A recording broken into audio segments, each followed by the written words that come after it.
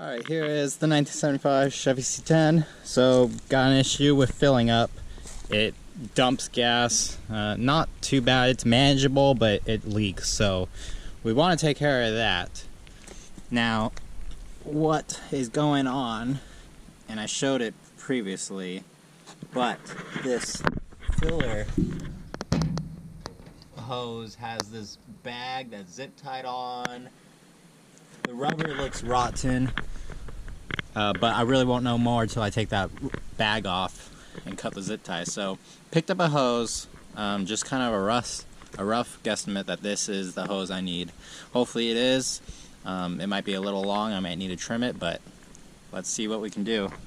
Okay, so the side closer to the filler tube, the fill spot, there's a hose clamp there, and then clamp right where it goes to the gas tank. It's a very old style, so it's just a bolt goes into it and it threads in that way. So get these off. I'll probably replace these with normal warm clamps. Alright, rather than fight with the hose down there to try to shimmy it out and then it'd be impossible to get the new one on if it's longer, I'm going to work smarter. I'm going to pull the metal part of this filler tube out, this filler neck spot, and that should help me get a little more access, or actually a lot more. Alright, with the filler tube disconnected from the fender, or this quarter panel, I can slide it out of the way over here.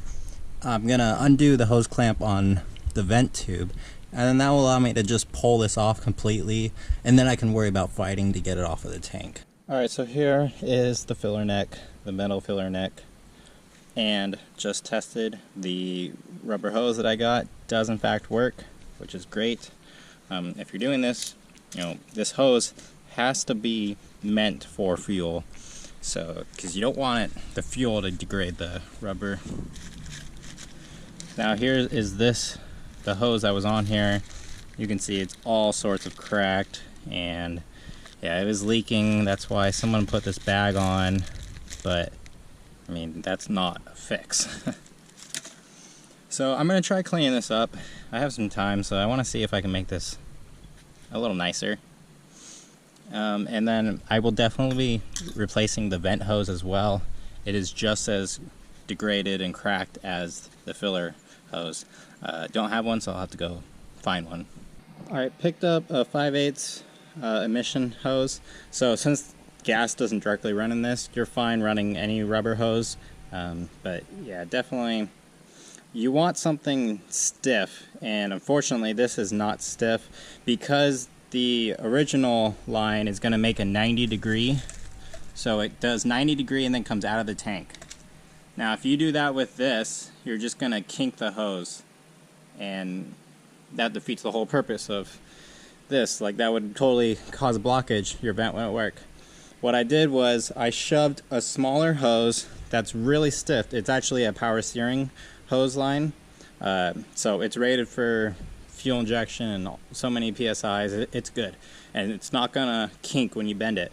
So I shoved it in here, sprayed this like crazy with WD-40, and it took a while, but I finally got it in, and we have about this end where this is gonna slip over the tank. Then we have the hose starting here, and then it ends about here. So once I line it up, it's going to do a hard 90. It's not going to kink because the hose inside is a nice steel braided one. And yeah, then I can cut the rest to the desired length.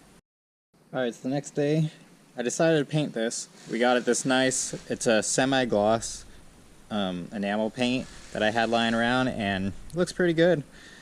So it cleans it up a little bit. It's not necessary, but felt like it was worth doing. Again, I have a tube shoved in here. I sprayed so much PB Blaster to get it in there that my clothes just reek of it. So my work clothes just stink of PB Blaster now. But we got this on. We got to slide it in. The part with the hose is going to go to the tank so it can make the 90, and then I got to trim it to fit on here. And then same thing with this. The angle goes onto the tank, and the straight side goes onto here. Now, painting this real quick, a valid concern is you don't want paint to flake off from the gasoline and end up in your tank.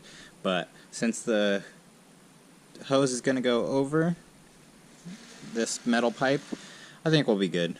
We shouldn't have any gas degrading the paint there. So let's go ahead and put this in, get ready to trim some hoses. Alright, the long hose actually was the same length as the original one that was in here, so no cutting needed. The shorter one, the custom one that I had, I did have to cut that. I cut that just a little long, but it should be good enough now. Maybe I have to trim just a little bit more. But I got the hoses attached to the tank. Right now the clamps are loose, so I can angle them. And now I'm going to try to fit the hard filler tube neck in here.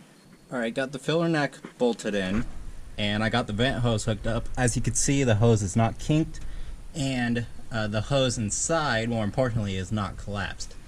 So it is about as close to a 90-degree bend as you can get, basically.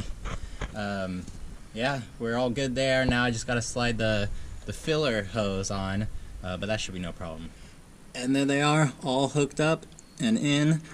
Just, if you're doing this, do yourself a favor and make sure you put the hose clamps in easy to access spots, not like the OE manufacturers typically tend to do.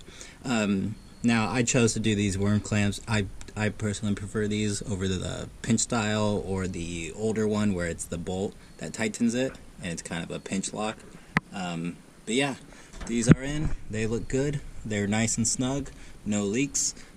We are good. We should be able to fill this truck up normally now.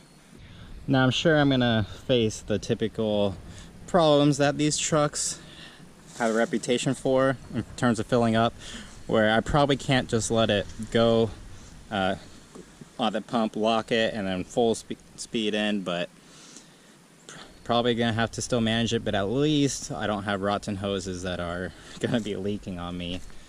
I mean, if it's to the point where you have to zip tie a bag on it and that still doesn't solve the problem, we should probably replace it. But we're all good now, and it really wasn't too bad. I took the extra time to paint the filler neck, even though you would never see that usually. I'm trying to get into the habit of, if I touch something, I want to make it better than when I first got it. So if I'm replacing something, I want it to be nice and clean, or if I'm doing a gasket on something, I want to paint it.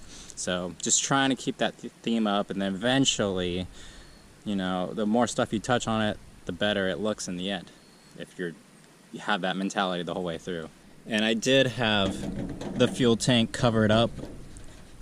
As you can see, I have a glove there that I had zip tied on, and then I had a rag over the vent hose, so no debris got in there while I was doing this, so we're all good. But yeah, that's gonna be that. Thank you for watching. See you in the next one.